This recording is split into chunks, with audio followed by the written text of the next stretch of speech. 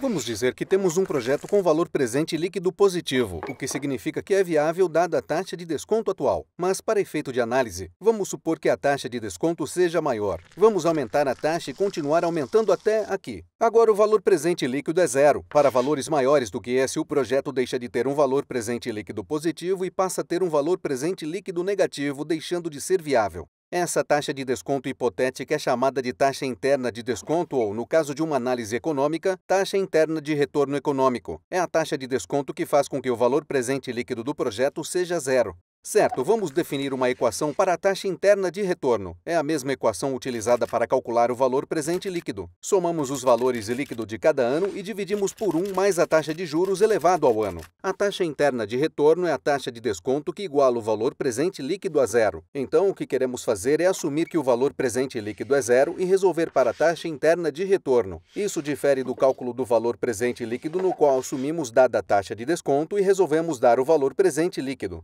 Nós não faremos o cálculo aqui, pois é trabalhoso resolver isso na mão. A taxa interna de desconto é muito, mas muito mais fácil de ser calculada usando um computador. Deixamos ele fazer todo o trabalho. Nós veremos como fazer isso depois num outro vídeo. Por enquanto, o que a taxa interna de retorno nos diz? Porque a taxa interna de retorno representa a taxa de desconto teórica, que faz com que o valor presente líquido seja igual a zero se a taxa interna de desconto for maior ou menor do que a taxa de desconto atual, sabemos se o projeto é viável ou não.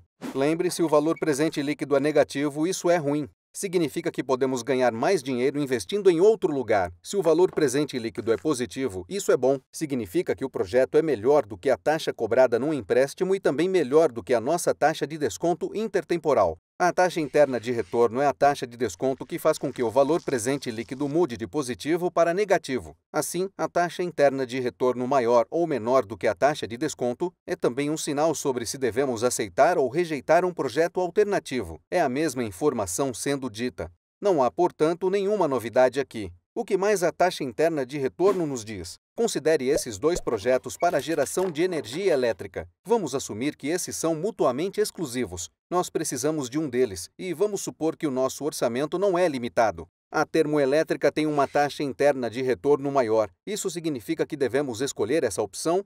Bem, não. Se fizéssemos isso, nós teríamos um valor presente líquido menor em 200 milhões de reais. É o valor presente líquido o principal sinal sobre se um projeto é melhor ou pior do que o outro.